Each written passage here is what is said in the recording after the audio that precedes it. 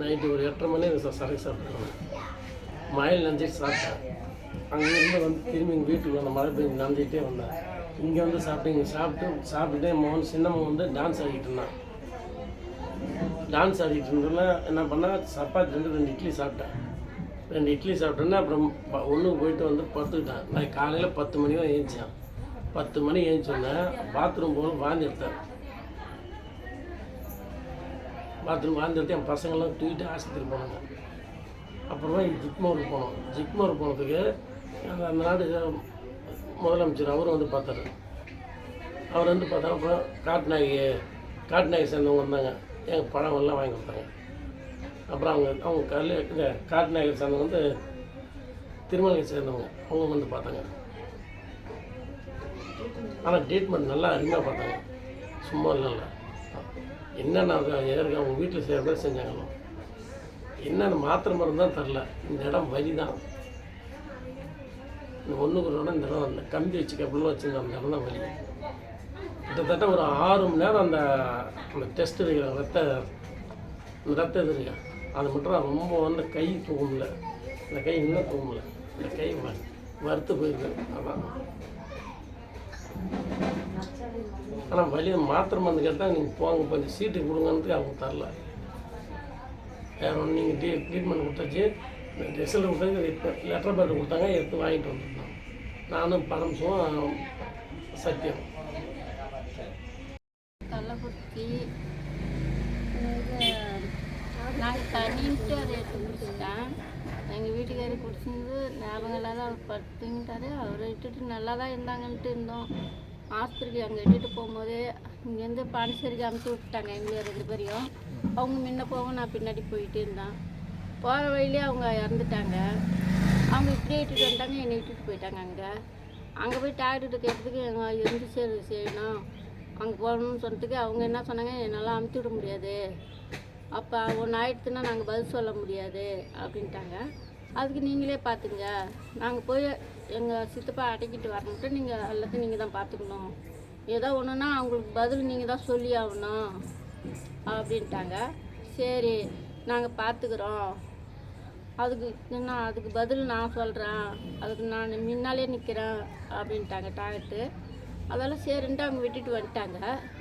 அவங்க தான் டாக்டர் 3 நாளாக பார்த்துக்கிட்டாங்க.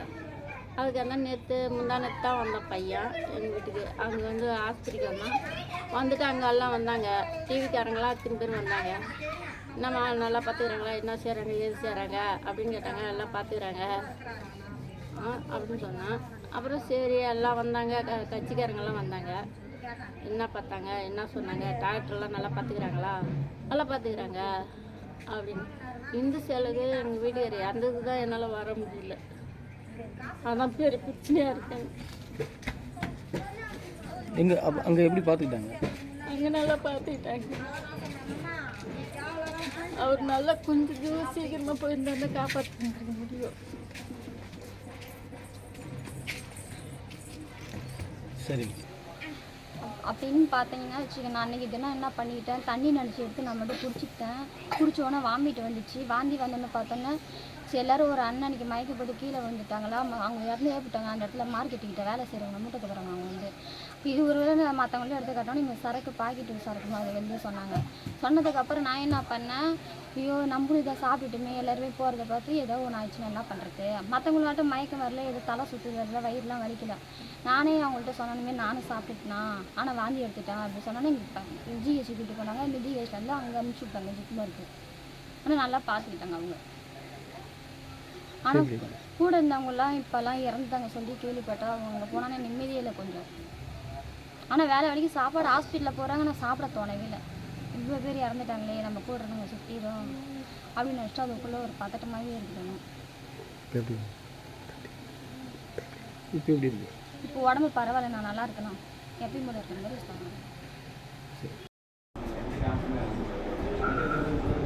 19ஆம் தேதி இரவு 4 பாயிண்ட் குடிச்சேங்க.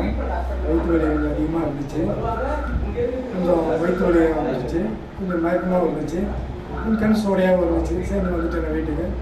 மக்கியானது காலையில் ஒரு 2 பாயிண்ட் குடிச்சுங்க. வயிற்று வலி அதிகமாக ஆகிடுச்சு, மயக்கம் அதிகமாகிடுச்சு, கண் பார்வை அப்படியே எல்லாம் இருந்தோ மாரி ஆகிடுச்சு. உடனே நாங்கள் கள்ளக்குறிச்சி அரசு மருத்துவமனை நாங்கள் போயிருந்தோம்.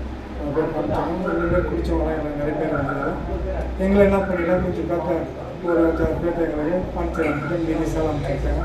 அங்கேயும் நல்லா பார்த்தாங்க, பார்த்து கீட் நல்லா பண்ணி கலெக்ட் பண்ணி எங்களை அனுப்பிச்சி விட்டாங்க. எங்களுக்கு வந்து கொஞ்சம் கண் பார்வை கம்மியாக இருக்குது, உடம்பு டயர்டாக இருக்குது.